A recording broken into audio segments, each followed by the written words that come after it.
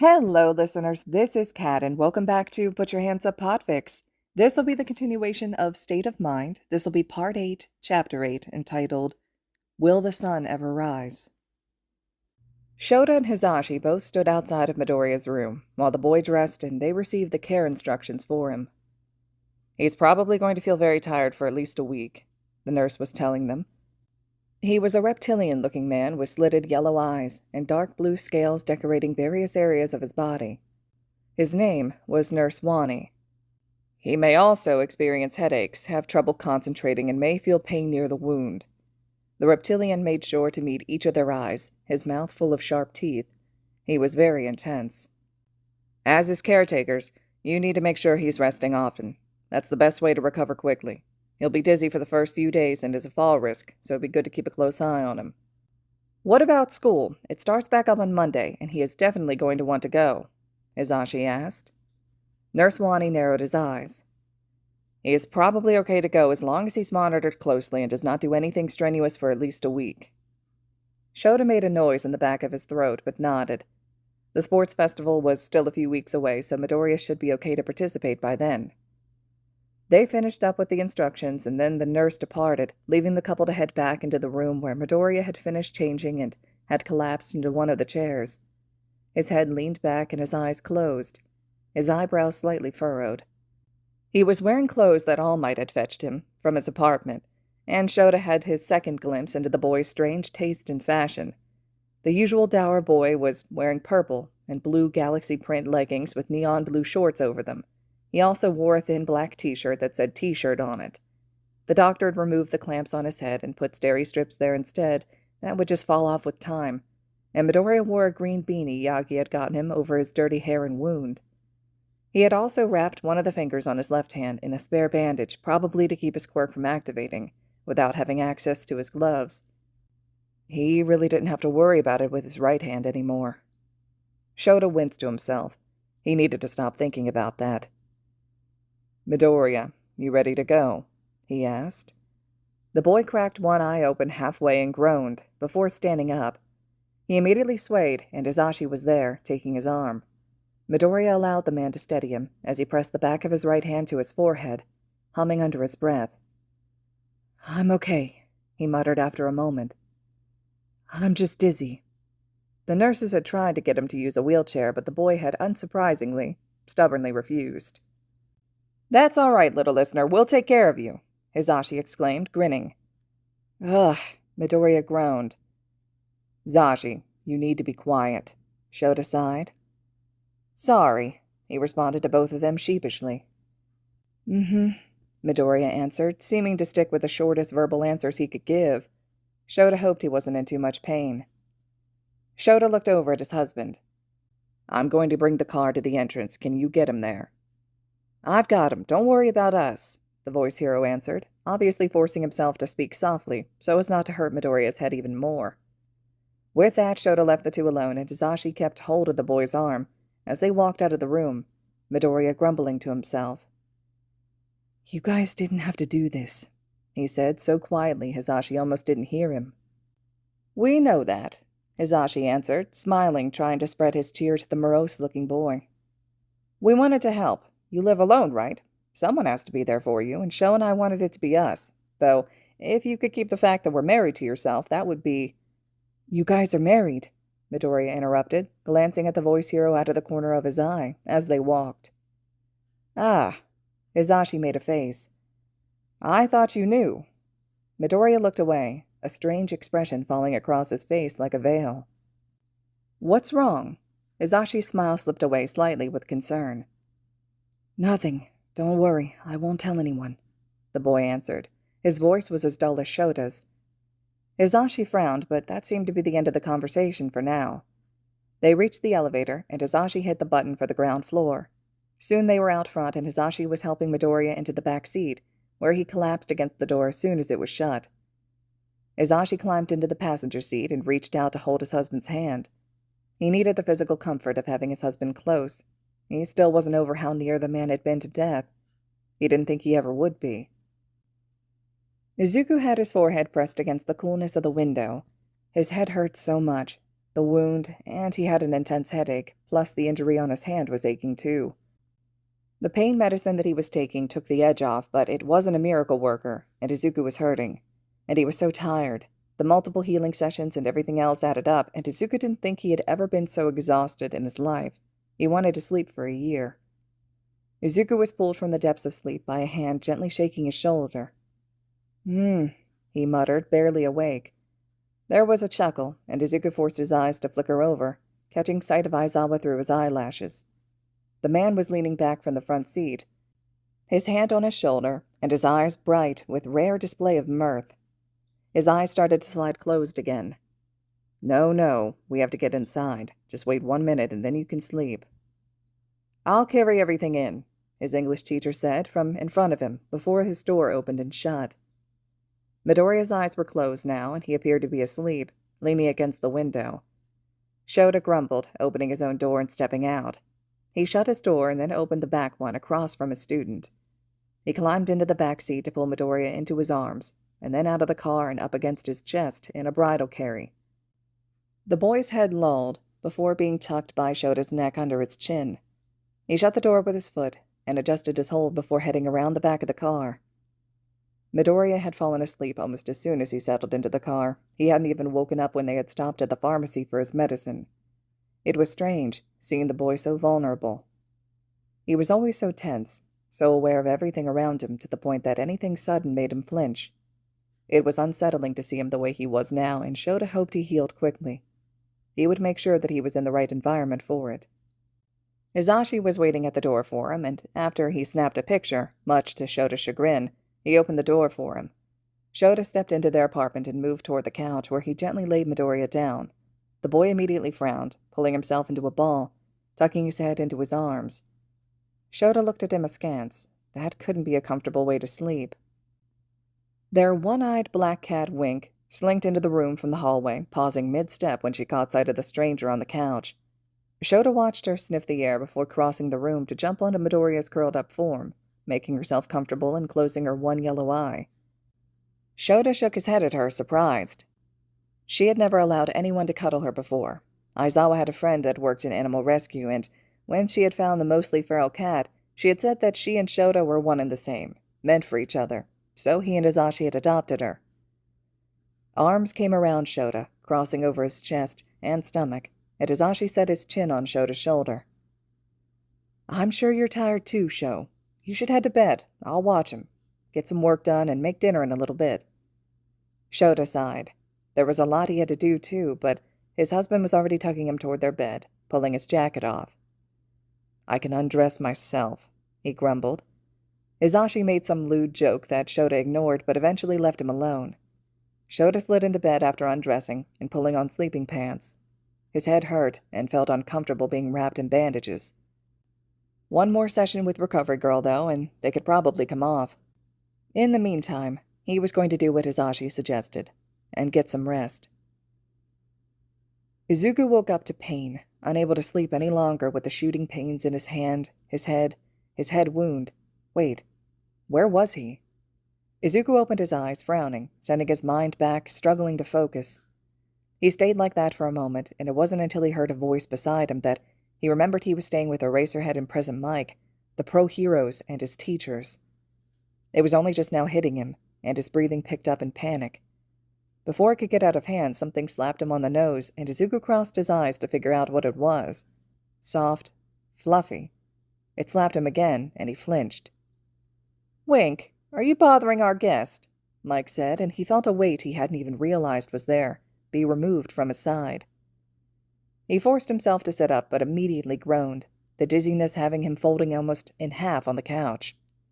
Whoa, Mike's voice said, through the sound of blood whooshing through his ears.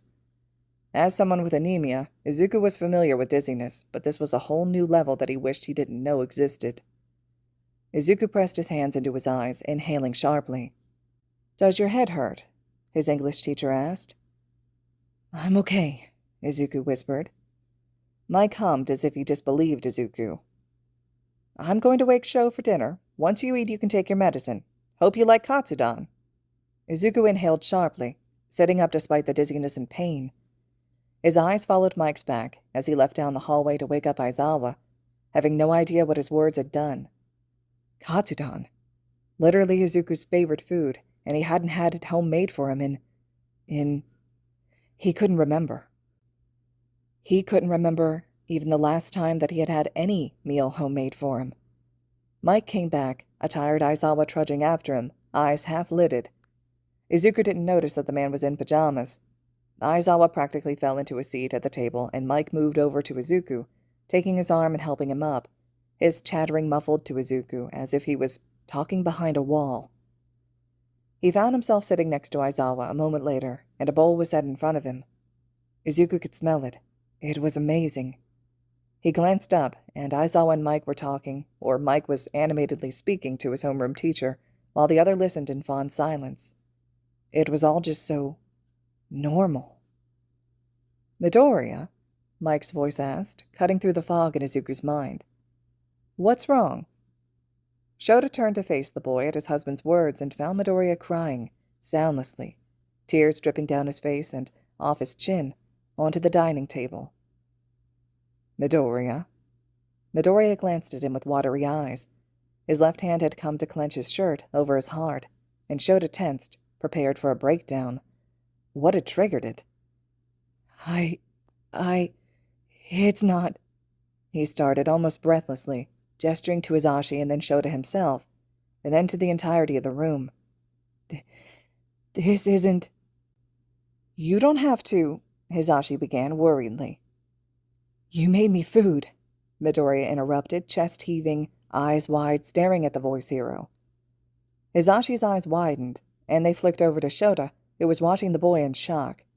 He was still trying to speak. I haven't... It's... The boy covered his face with his hands, his shoulders shaking. Shota lifted his arms to awkwardly pat the boy's back. Shota believed he understood what Midoriya was struggling to convey. I've never seen a happy, married couple before, who love each other, and you guys, you... The green-haired boy seemed to choke on a sob, as Hisashi's eyes widened in surprise, and then in what was almost horror. He looked from his student to Shota, who was rubbing Midoriya's back with a pinched expression.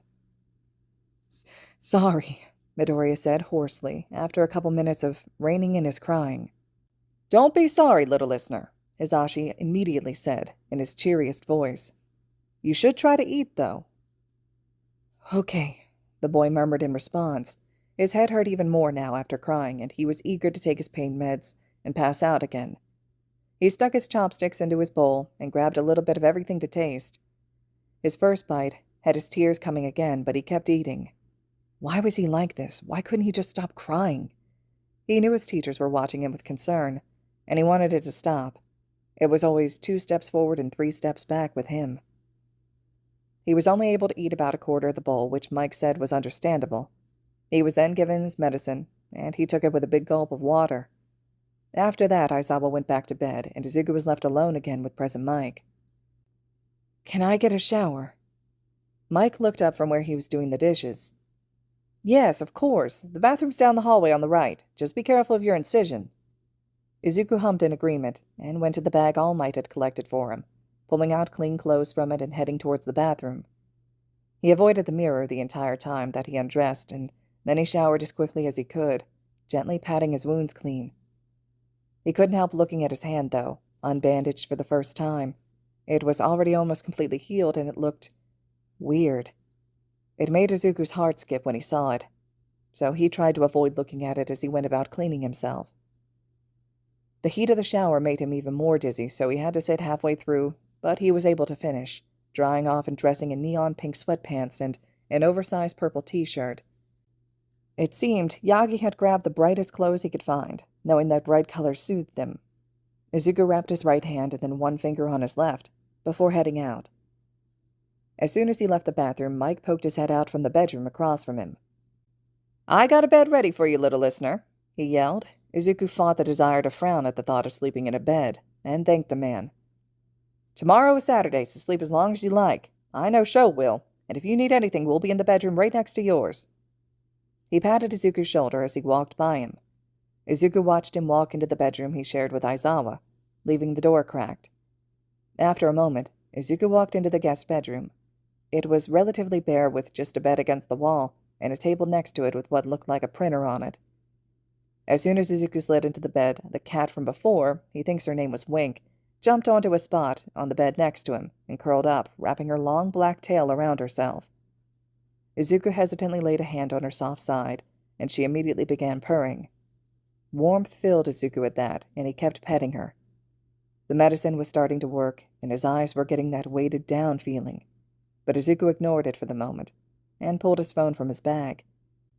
He hadn't checked it since the incident, hadn't seen a reason to. He didn't think he would have any messages or anything. He was very wrong.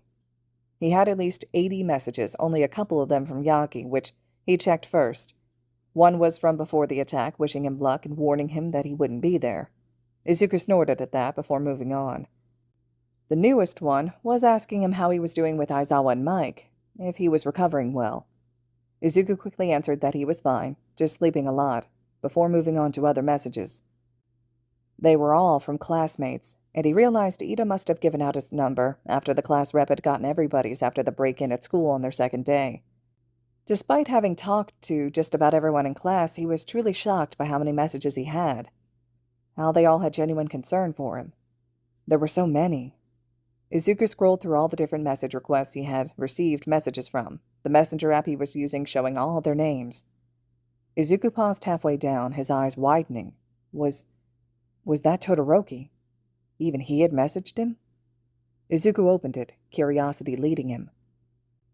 April 11th, at 13:28.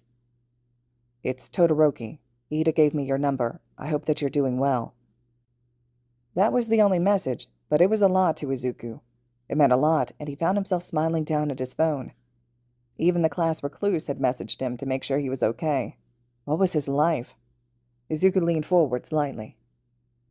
April 13th, at 21:14. Midoriya has changed Todoroki to Peppermint. What? I am alive. I see that. That is good. Izuku hesitated, frowning, but then 3 dots popped up showing that Todoroki was typing again. Everyone was very worried. They said you were in critical condition. It was just brain surgery. It was just what? Izuku laughed out loud at that, and then winced when it sent a spike of pain through his head. It was nice, though, to laugh. Izuku couldn't remember the last time he had really laughed. He was slipping, though, the medicine working and his eyes fighting to stay open. Yeah, I am okay, though. Thank you for checking on me.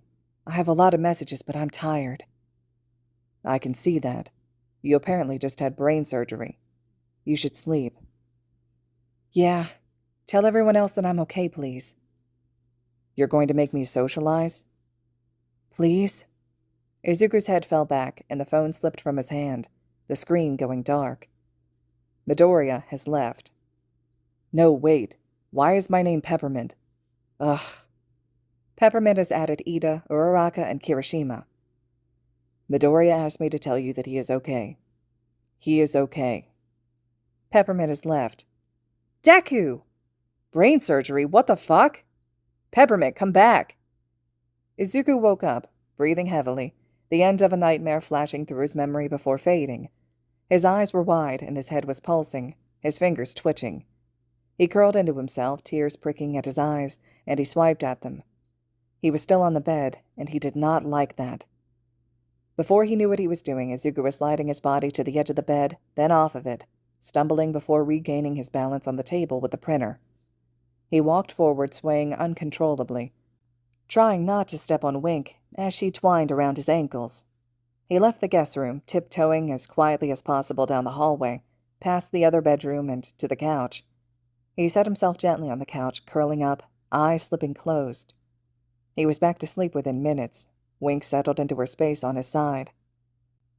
Shota woke up at the reasonable time of 4 a.m., his husband wrapped around him, and found that no matter what he did, he could not fall back to sleep. He disentangled himself and pushed himself off the bed, shuffling out of the room soundlessly so as not to wake his husband or their ward in the room next to him. His destination was the coffee maker. Coffee always helped. He would... Shota froze at the end of the hallway, his gaze falling on the boy curled up on the couch with Wink on him. Midoriya's eyes were closed, a frown on his face, and his arms wrapped around his chest, crossed. Shota frowned. Why wasn't he on the bed? He was sure that he would be more comfortable there. The erasure hero stepped forward, picking Wink up and setting her to the side despite her chirp of irritation. Shota moved in front of the couch, squatting to slide an arm underneath Midoriya's legs, and then his back. His arm twinged in pain as he picked the boy up, but he ignored it. He had only taken one step when the boy began to rouse, mumbling nonsense, eyes flickering. "Go back to sleep, problem child," he said, looking down at him. "What are you doing?" Midoriya asked, his voice a whisper in the early morning darkness. "I'm taking you to your bed," he answered, voice flat and almost as quiet. Midoriya tensed at that before pushing his face into Shota's arm and mumbling something unintelligible. "What was that?" I don't like sleeping in beds," the boy answered, words slurring together. Shota's frown deepened. "Why not?" "Lonely," was Midoriya's soft answer. "Quiet, scary."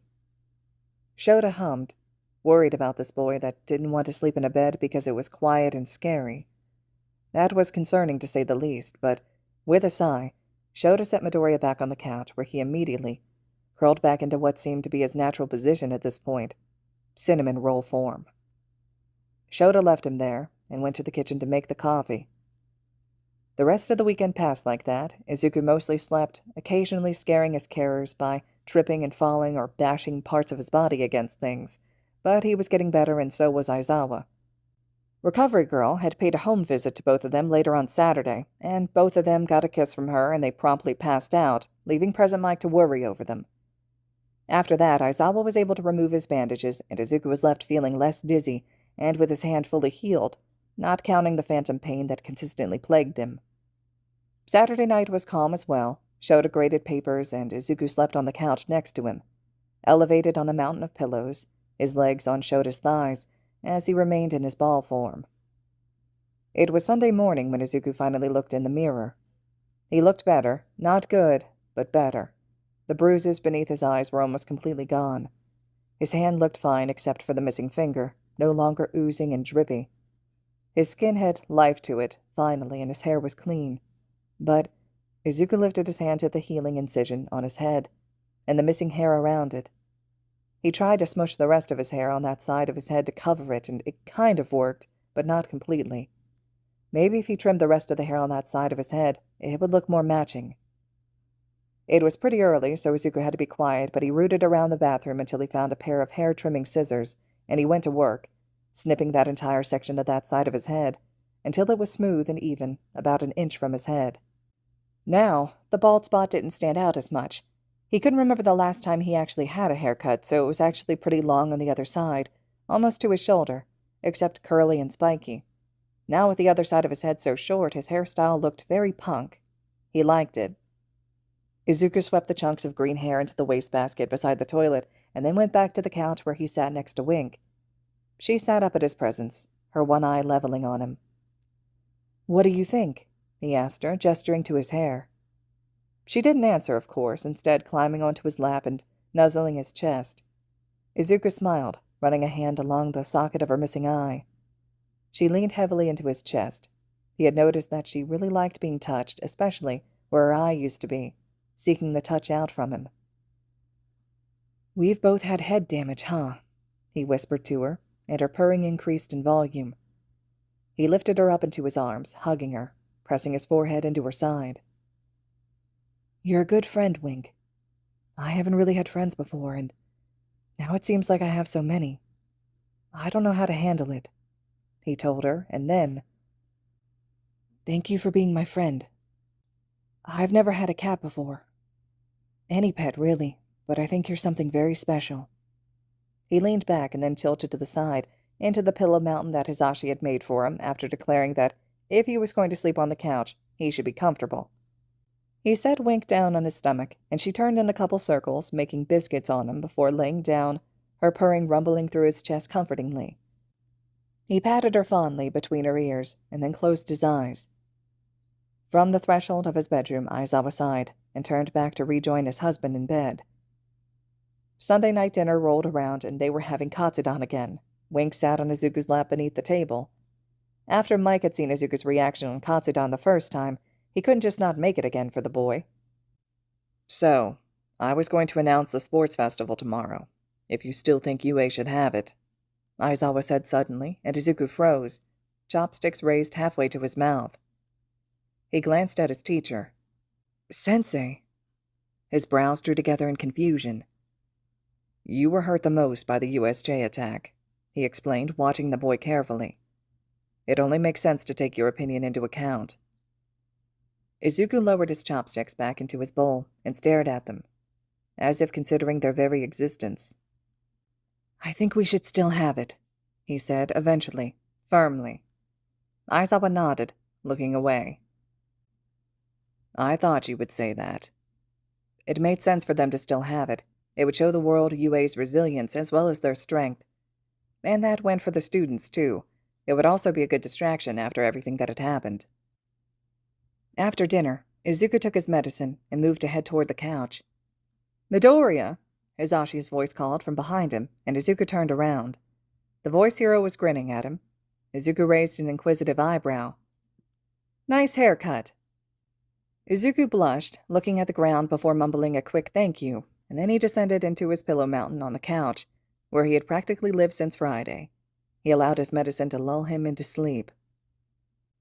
All right, listeners, this concludes the first half to Chapter 8. The second half to Chapter 8 will be up next, and I thought this was a good point to split the chapter because the next part of this will cover Izuku returning back to school. So let me know what you thought of this one. Personally, I'm a huge fan of any fluff, any found family in any fics. You know, the fact that their cat is bonding with him and the cat usually doesn't like anyone. Those types of things just are a weakness for me in fics. And I love the comfort here, right? The homemade meal, the use of katsudan. It's really great. So let me know what you all thought as well. Drop your comments below. And as always, thank you all so much for listening.